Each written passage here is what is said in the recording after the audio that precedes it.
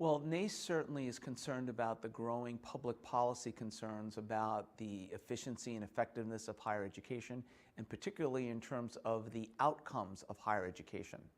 So NACE is assuming a leadership role through this process because primarily through career services offices, most of the information through the first destination concept is typically gathered and analyzed. And many career services offices, frankly, are held accountable for the outcomes of graduating students.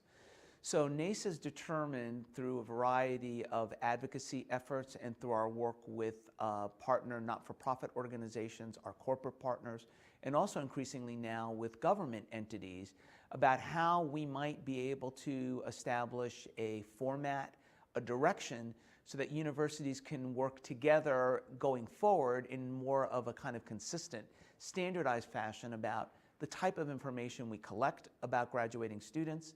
the way we can share that information, articulate that information from a public policy perspective, and ways that we can start to better assess the trends and determine what is actually happening to students once they graduate. Well, what we've determined is that currently about 70% of all higher education institutions undertake some type of first destination survey effort. We'd like to see that be 100%, and clearly from a public policy standpoint and from those external stakeholders of higher education, they have that expectation. Those surveys that are currently being conducted